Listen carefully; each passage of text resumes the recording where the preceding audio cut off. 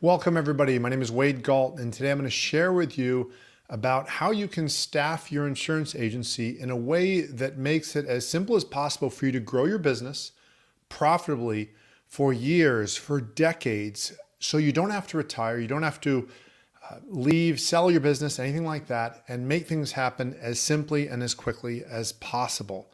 Now, there are different sort of rules, natural laws to how you grow an agency, and I'm going to share some of those with you today. And the first thing is, if you keep things simple, if you remember why you started your insurance agency, you remember there's two primary objectives you want to look at. Number one is that you get your renewal agency staffed for growth as quickly as possible.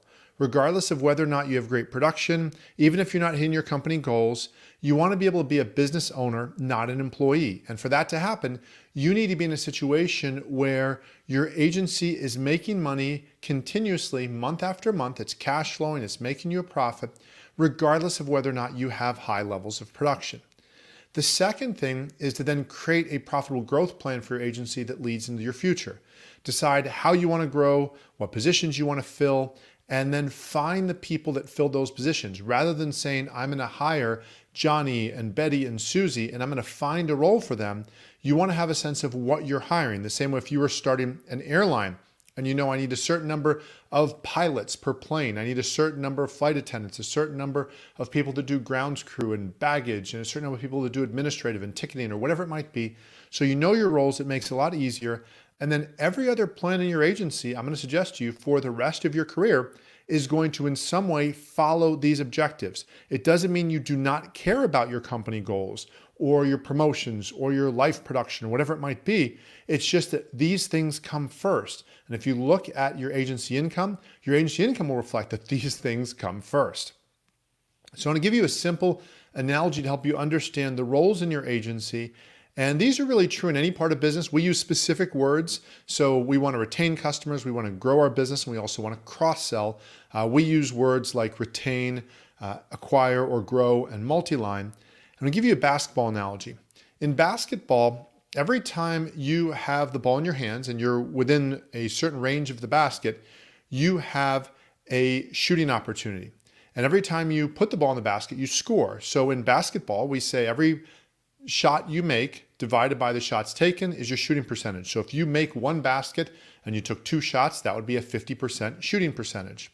Similarly, whenever you have a multi-line opportunity, it's going to be the case that that's created because you had a PNC sale, and a multi-line sale is an actual basket. So multi-line sales divided by PNC sales equals your multi-lining percentage, kind of like your shooting percentage.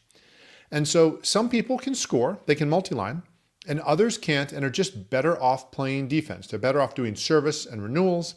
And those with the higher scoring percentages, the higher sales conversion ratios, should get the most amount of scoring opportunities, the PNC sales, whether they're add-ons, walk-ins, call-ins, whatever it might be, internet leads. The person who can actually turn that PNC opportunity into a multi-line sale, that's the person I want doing my multi-lining. Now, if you cannot score, you don't get the ball, is what we eventually want to get to. In other words, the new sales opportunities that come in, if you can't multi-line, you simply focus on the retention part. And if you cannot score or defend, if you can't sell or service, then you need to go. Just because you're bad at sales does not mean you're great at service. Just because you're short in the NBA doesn't mean you're a great point guard. You can be a franchise player that's like an absolute superstar that the whole franchise or the whole agency centers around.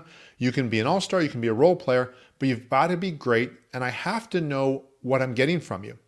And your numbers are going to let me know who you are. Your production, your retention, all those things let me know what you're actually doing and what's relevant. So when a lot of agency owners start, some will start with 1 or 2 team members, some will start from scratch. It really depends on your company model, if you're an independent, if you're a captive, how things start. Some start out as pure solopreneurs, and they might have some people that help with a couple things, but it's mainly them. And so they're writing everything. And then the second stage of the business is what I'm going to call the generalist agency. And some people jump right into this. And in the generalist agency, basically we've got, let's say, 2 people, and they are doing some sales and some service. And in this case, they're writing, each of them is writing 10 auto and 10 fire, 10 homes, condos, renters, boats, liability umbrellas, however you refer to them in your company. and then 2 life, and then 2 health/annuity, whatever is your non-demand type product. So they're writing 20 products that are PNC. They're writing 4 non-demand or multi-line products. So their multi-line ratio, their shooting percentage is 20%. And then usually there's 2 others. Let's say if you grow an agency, or your numbers might be half of these, you might have 2 people, and one is like the person up top and one's like the person below. But usually you're gonna have some people that do a good job servicing, retaining business, but they don't sell any life or annuity or health or whatever it might be, disability.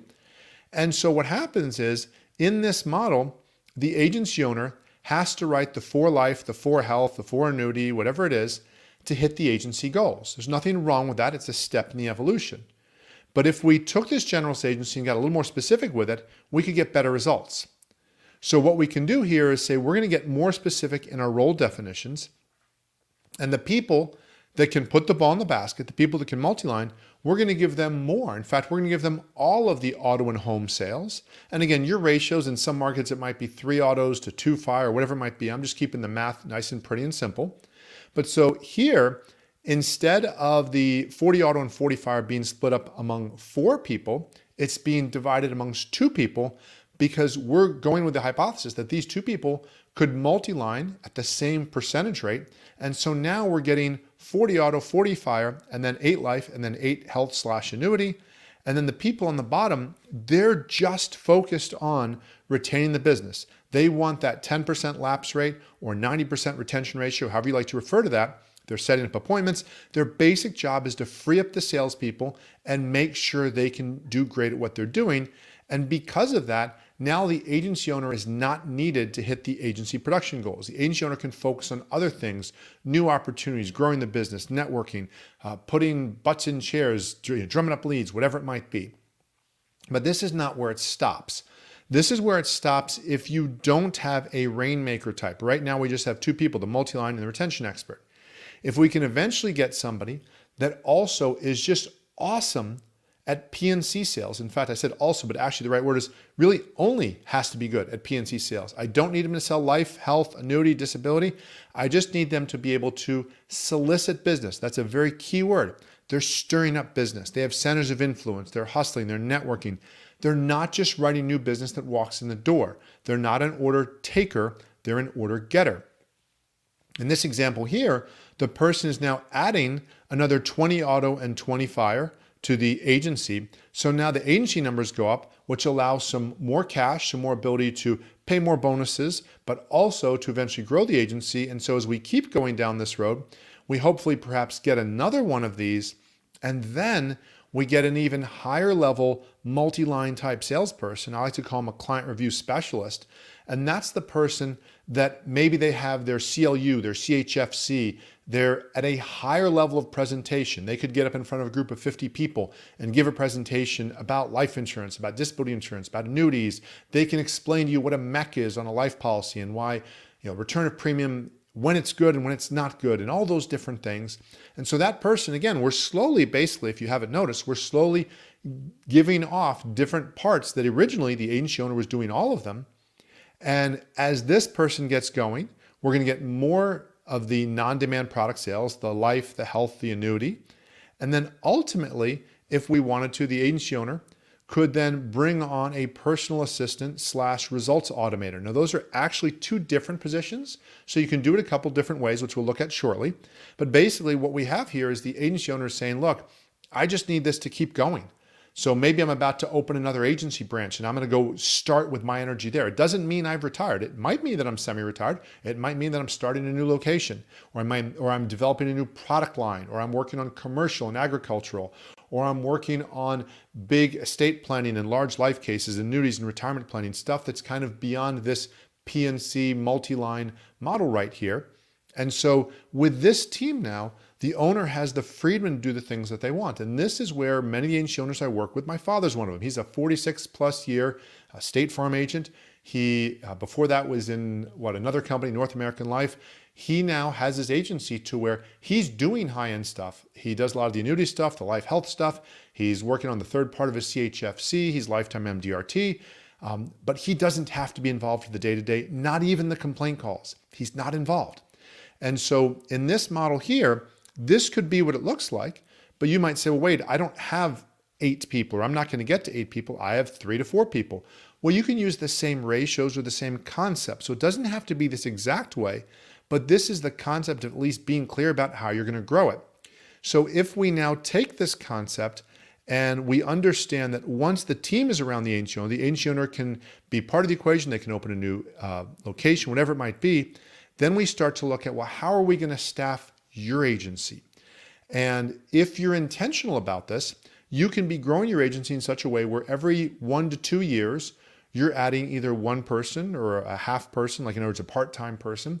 And many agency owners, when I suggest that, say, well, wait, that's too slow. I want to go more quickly with that than that. Okay, that's certainly possible. And we'll look at an example as that. But I want you to think about something. For most agency owners, at least that I've worked with, let's say they've been a 10-year agency owner. Most 10-year agency owners don't have 10 team members. Most 20-year agency owners don't have 20 team members. So the idea of simply adding 1 team member per year, it might sound slow, and yet in the long run, it's kind of big. So here's one example here. This is a new agent, and they're starting out, and let's say right now, under where it says now here, they have 1 team member that does retention. And over in the middle-ish here, we've got the agency gross income. They've got $100,000 of gross income.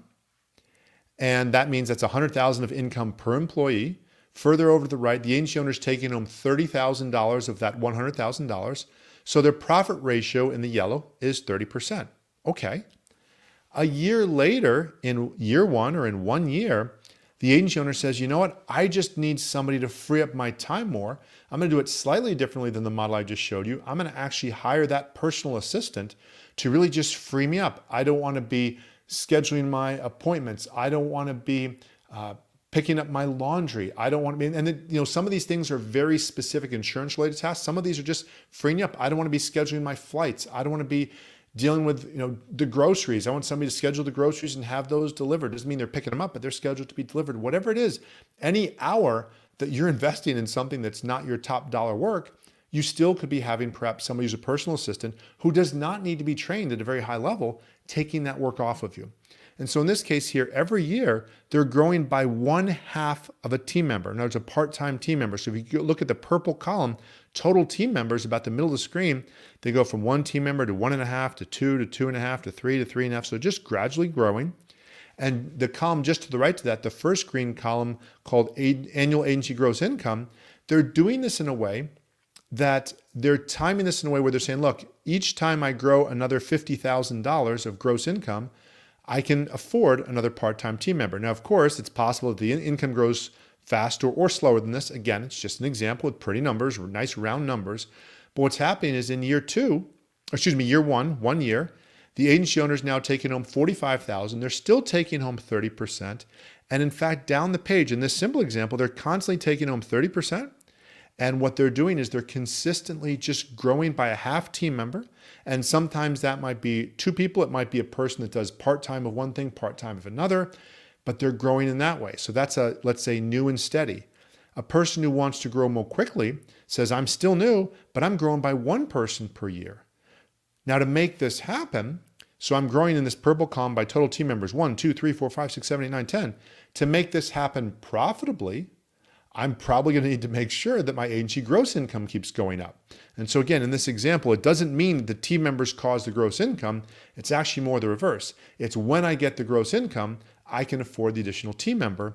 But again, my agency owner income, the third column from the right, is still going up from $20,000 to $40,000 to $75,000. Let's say this is a person who's got a little more money saved, or they have a spouse or a partner that's allowing them to grow into this more gradually, or maybe this is a second location for you.